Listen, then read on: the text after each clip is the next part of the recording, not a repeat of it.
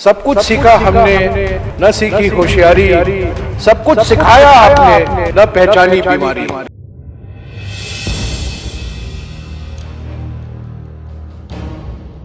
Sir, when I was growing up, there used to be a very famous Hindi film song, and I was reminded of this as I finished listening to the Honorable Finance Minister.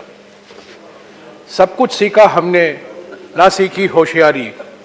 And I thought to myself, सब कुछ सीखा हमने, न सीखी होशियारी, सब कुछ सिखाया आपने, न पहचानी बीमारी. And what is this bimari, sir? This is a peculiar bimari. For 70 years, we have gone through bouts of bimari. Bimari has come because of food shortages. Bimari has come because of foreign exchange shortages. Bimari has come because of oil price hikes. Bimari has come because of double-digit astronomical inflation. None of these symptoms are present today. And yet we are in a stage of bimari. And I thought that the budget, while taking credit for the foreign exchange reserves, for the food production, for the single-digit inflation, would at least recognize what ails the Indian economy today. And I am sorry to say, sir, that the fundamental diagnosis of the ills of the economy was absent throughout the budget speech. So I was in Bombay day before yesterday, and in Nariman Point, there is a very famous hoarding that used to be put up by Nana Chutsama, one-liner hoardings, which summarizes the feelings of the day. And on Friday, I saw the hoarding, the budget, strong on length, weak on strength. And I think that is a very good summary of what this budget is. Over 2 hours of the speech, but the fundamental malaise of the Indian economy is not addressed. And I will explain why, sir. So first of all, my sympathies are entirely with the finance minister, because over the past few years, budgets, the importance of budgets has been declining. We tend to give far too much importance to budgets, whereas in real world, the importance of budgets is not as great as it is made out to be. So in the last 3 years, the 3 big dhamaka announcements have all been outside the budget. Demonetization was outside the budget. GST, while it was mentioned in the budget, the implementation was outside the budget. And the corporate tax cuts recently announced in September before Howdy Modi in Houston was outside the budget. So finance minister's position is always a very tricky position, because ultimately the prime ministers can take the thunder away out of the budget, and this is what has happened. The importance of the budget has actually declined. So it's also true that over a period of time, multiple interest groups converge to demand things from the budget, and the finance minister's role is to intermediate the demands that come from different sources, both within government and outside government, keeping in view what the economic situation is. And therefore, my sympathies are entirely with the finance minister. It's not an easy job. It's the most difficult job in any government, and all budgets since 1947, sir, have been exercises in creative accounting, and this budget is also no exception. So what is the fundamental problem in India today as far as the economy is concerned? We don't have foreign exchange shortages. We don't have food shortages. We don't have double-digit inflation. We don't have galloping oil price.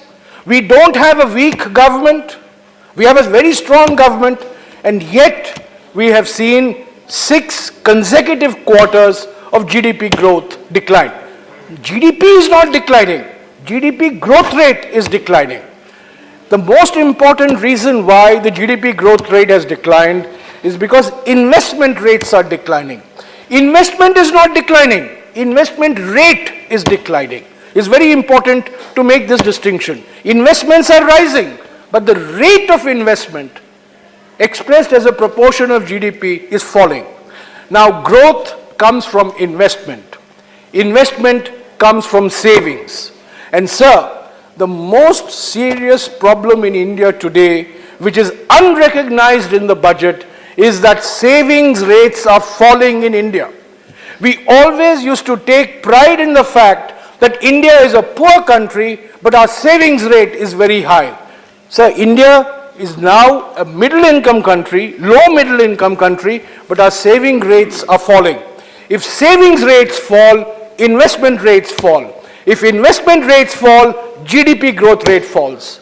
And I would urge the finance minister to please pay attention to the central feature of the Indian economic malaise today, which is a fall in savings rates. These are not savings of governments, these are not savings of private companies, these are household savings. This has never been as low as they are today, and it is a matter of deep concern that this has been left unrecognized in the budget. So the finance minister said that this is an aspirational budget. So taking inspiration from the chairman, this is not an aspirational budget, it's a perspirational budget. And I'll tell you why it is a perspirational budget. Because it is based on a series of assumptions. I wish the Honorable Finance Minister luck. If these assumptions hold good, her budget is implemented. But the question we have to ask today, how realistic are these assumptions? In the light of what has happened in the last 2 to 3 years, is the Finance Minister justified in making these assumptions? So she is assuming a growth rate in tax revenues which is not borne out by experience. She is assuming a growth in disinvestment revenues that is not borne out by experience.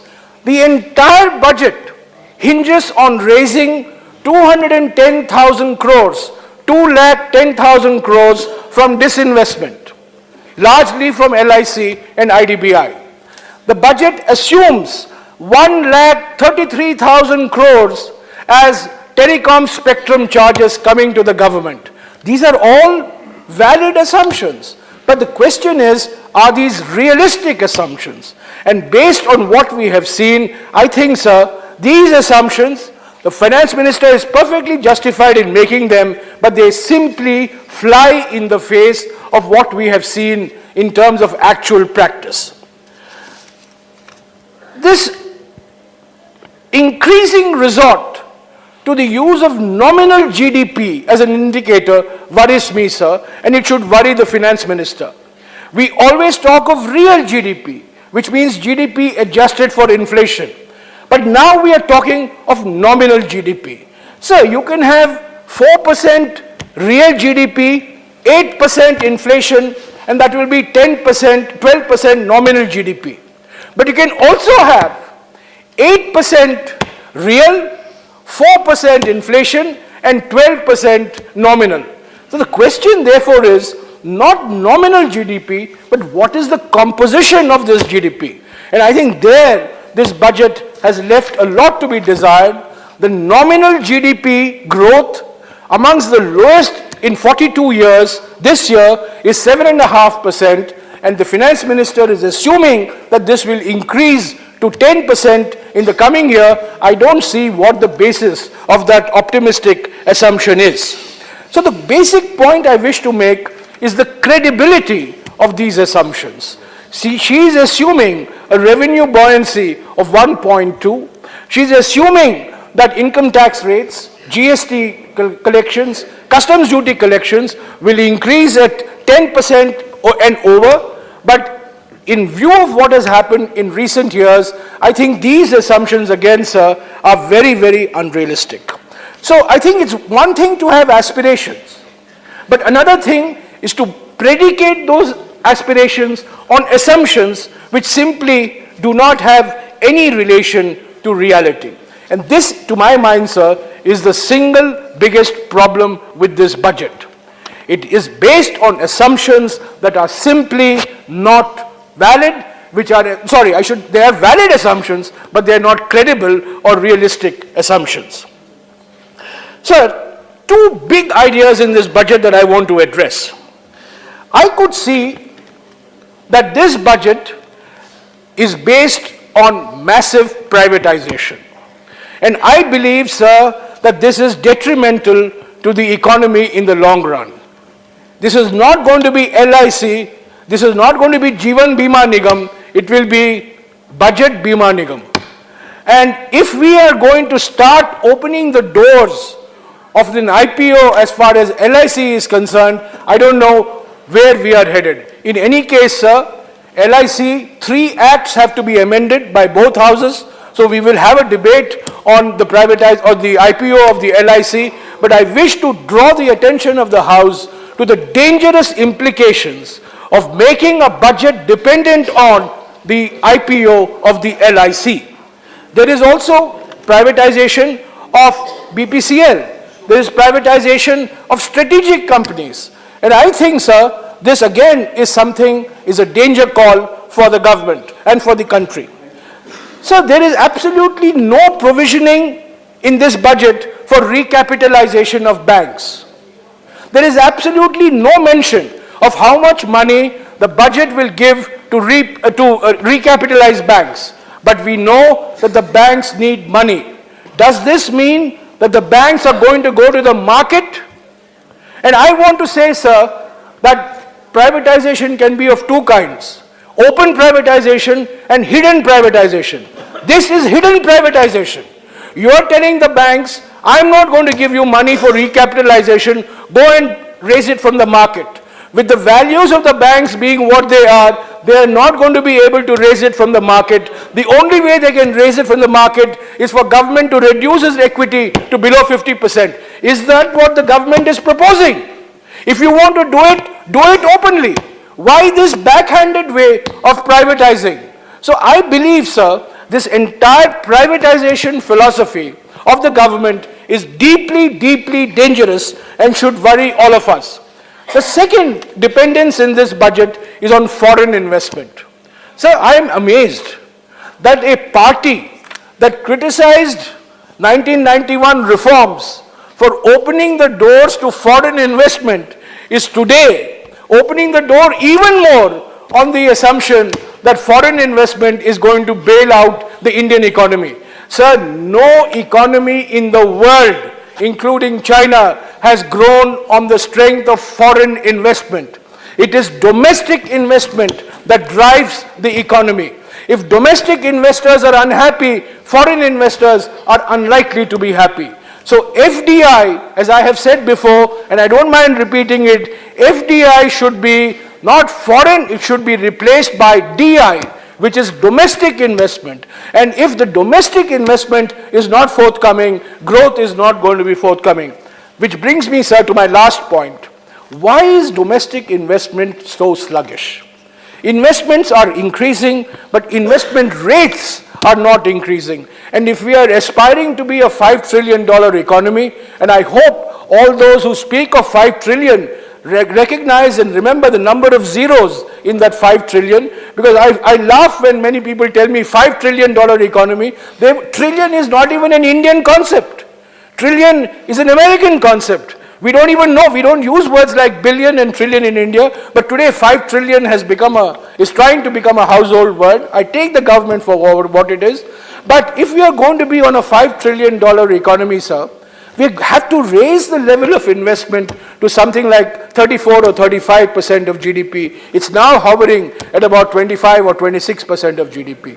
Why are investment rates falling? And I think the most important point to recognize is that sentiment is very negative today. So what is sentiment? Sentiment is psychology. Why are people not coming forward to invest? You have a strong government, you have a strong prime minister, you have foreign exchange reserves, you have no food shortages, you don't have double-digit inflation, so why aren't people investing? And in my view, sir, people are not investing because of 4 words. F-E-A-R. They're not investing because of fear. They're afraid of taxmen, they're afraid of tax laws, they're afraid of discretionary powers with government institutions, and people are sitting on cash mountains, and they would rather prefer to sit on cash than they would actually invest. So I think the the real issue of the economy which needs to be addressed is investor sentiment, is investor confidence. And why that confidence is not there, why that sentiment is so negative, is something that the finance minister must pay attention to. So there are two more points and I'll finish. There is a simplification of the direct taxes. So this is the first time I'm seeing a simplification through complication. It's a simplification through complication. It took me a lot of time to understand. The basic principle is very simple. You remove all the exemptions, you have a low tax rate. It's an unexceptionable philosophy. Remove all exemptions and settle for a low tax rate.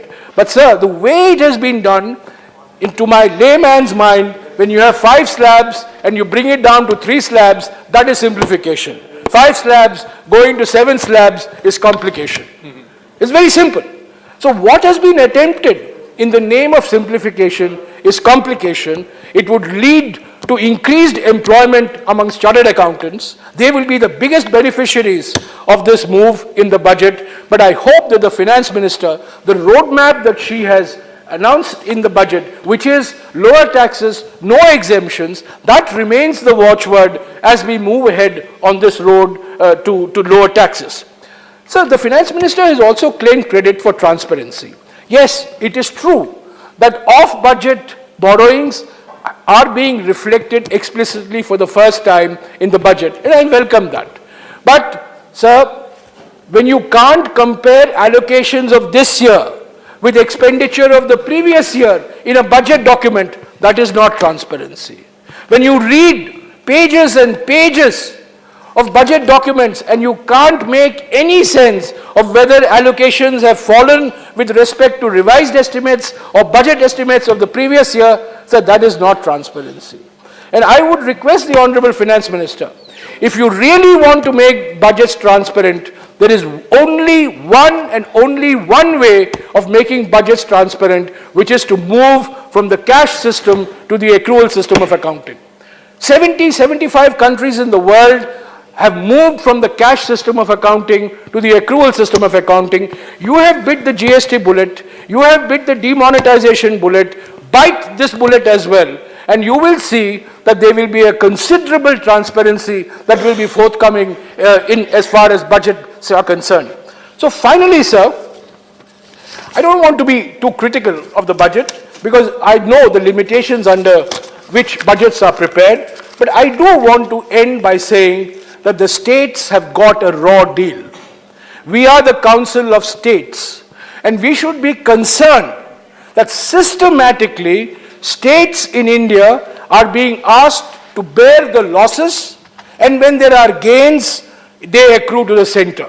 50% of the losses are borne by the states, 30% of the gains accrue to the states. So this is an untenable proposition.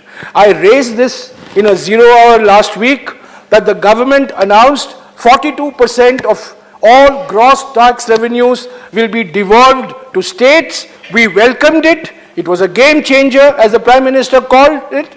But I want to ask the Honorable Finance Minister, in this year, how much gross tax revenue has been devolved to states? It's 30%. It's not 42%. In the last 3 years, how many gross tax revenues are devolved to states? It's not 42%, it's 35%.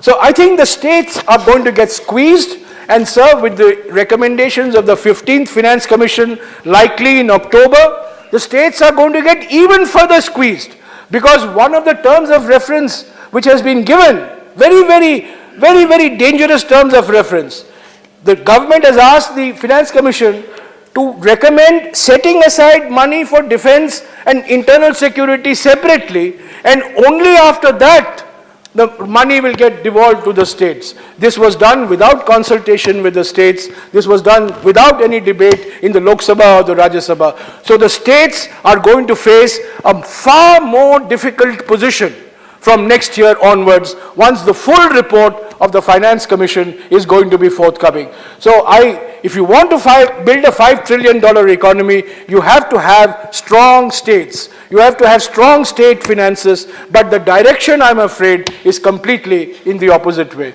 So with these few words, I wish to say once again that the budget is very long, is very detailed, is very aspirational, but whether it's realistic or whether it is credible, time alone will tell. And I can only wish the Honorable Finance Minister luck that the assumptions that she has made actually will hold out. I believe they will not.